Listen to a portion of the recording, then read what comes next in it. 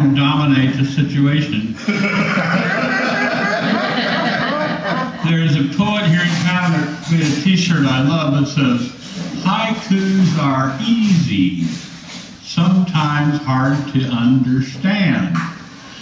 Refrigerator.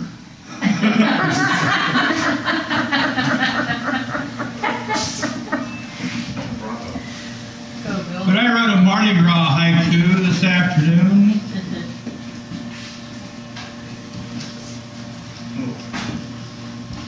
Like the coon ass say.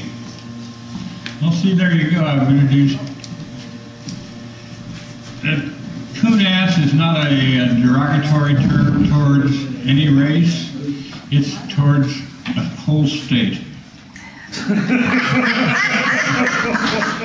ass is Louisiana Hoosier. That's what that means. Like the coon ass say, laissez les bon temps rouler. Let the good times roll. Right. I have an existential question for you. How important is the black cat in white bathtub? It's just crucial, man.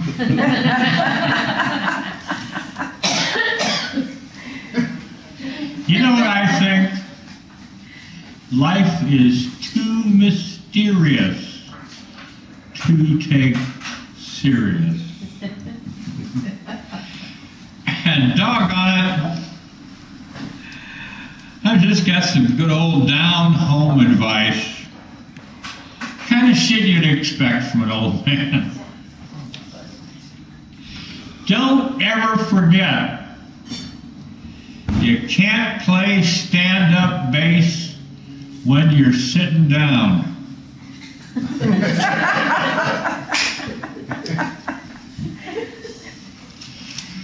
I have a story. I'd like to tell you how weed saved my virtue.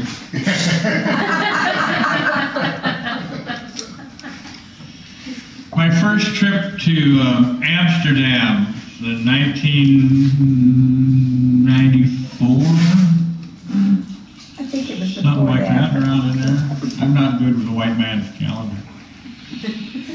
Sometime around 1994, and oddly enough, it worked out. I ended up going by myself because the guy that was supposed to go with me had some kind of business problem. He couldn't go.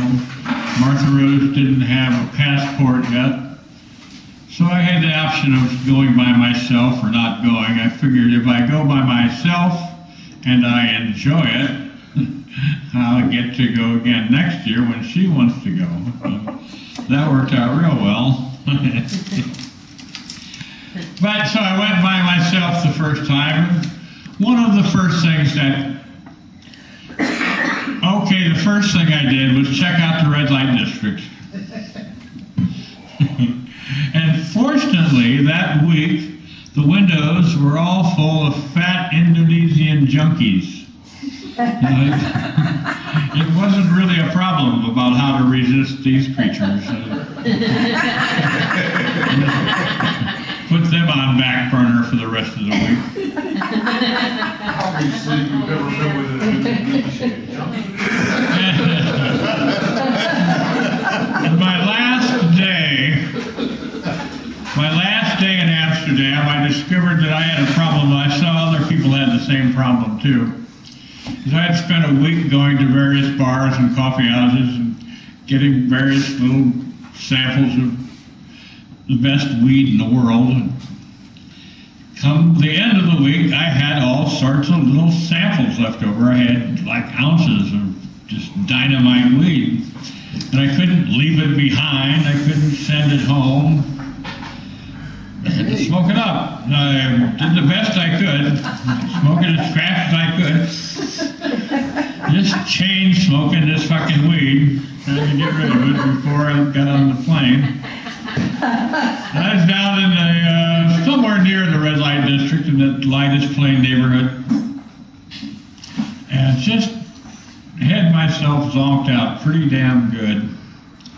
And this beautiful woman tapped me on the shoulder.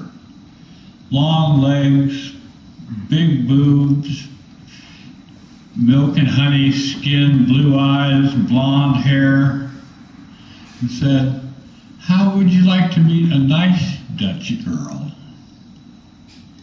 Well, I had spent all of my money. I'd spent every penny I had, just enough to get on the train, to get to the plane, to get home. And I said, "Where the hell were you last week?" And she smiled and patted me on my head and kind of drifted away, fairy-like. And I stood there in this cannabis haze for a good 5 minutes or so with my mouth agape, wondering what just happened. Saw a shiny object on a nearby wall, and I couldn't figure out what it was, and I finally focused in on it, and it was an ATM machine. I could have had her money in a minute. But cannabis saved my virtue.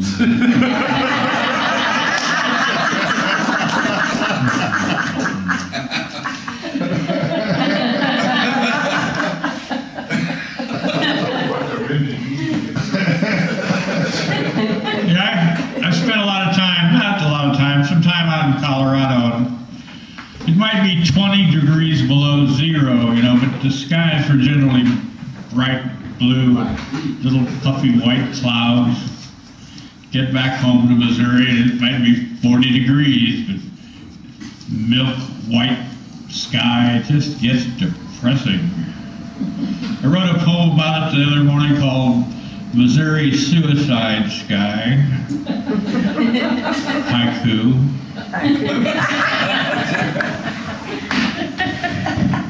Gray, gray winter day. Lovely sky like an ashtray. Please, please go away. That's what I'm going to do. Thank you.